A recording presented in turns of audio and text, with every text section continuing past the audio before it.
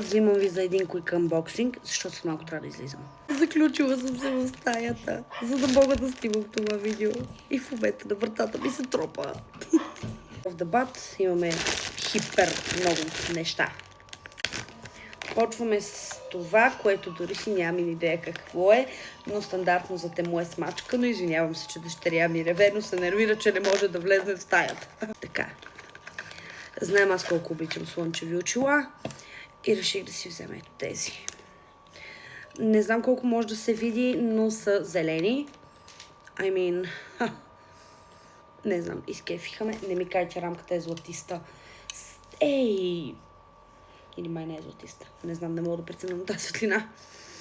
Но да, изкефиха ме много. Имаме лепило за мигли с бонд. Просто това, което аз имам, свършва и ми трябваше ново. Някак си искам наведнъж да ви покажа всичко, но не знам дали ще мога. Взех си такъв тип мигли, защото мисля, че ще седат хипер яко. Прещипах си пръста. Окей, имаме чокъри. Аз по принцип нося, харесвам. Джазвите ме колкото искате, на мен ми харесва. Така, той ми е опашката. Взех си щипка, като той щипка, опашка, защото косата ми не е толкова дълга, колкото искам. Продължаваме нататък. Това е безплатно. Това дойде безплатно и пише Mentally Ill, но Totally Chill. Да. За без пари толкова. Имаме... Това е сутиен. Съжалявам, женско съм, нали, трябват ми сутиени. Опа, ето ми затова за четките. Което... Абе, хора, как ги опакувате тя неща? Ало!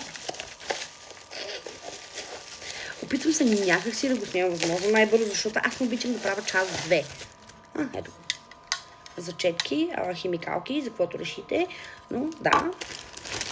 Какво е това? Това ми е мауспада. 80 см. Защото исках да взема голям мауспад. Така, това са ми допълнително мигли, които са малко тип L-shape на страни. Не знам как да го опиша, окей? Този кейс е безплатен. Да, тениската и кейса ми бяха безплатни. Ето го кейса, защото кейс. Трябва ли да обяснявам повече? Тук ми е комплекта с 1000 и кусур ластици. 1000 и кусур, но 50 и кусур. Не, 50 от едните, 50 от другите. Тези мисля, че бяха по 100 и кусур бройки малките. Имаме гребенче и такова за правене на копчета, опашки и тъмпотъпни. И последното нещо в турбата е това чудо, дето къдри мигли. Защо ми трябва при положение, че имам фалшиви мигли? Добър въпрос. Не мога да ви отговоря кога си мислех, като го купувах, но реших, че ми трябва такова. Просто така го реших. Така... Много ме прекъсват. Така го почувствах, така го реших. Взех си го в черно. Вуала. Къде ти е края, бе? Модерно. Вуала. И това е абсолютно всичко в тази турба. Цялото нещо струваше 33 франка.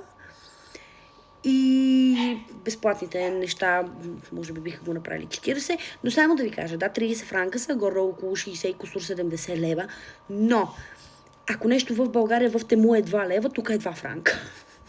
Двойно по-скъпо и обичам да пазарувам от Тему, като съм в България, че ми излиза по-евтино.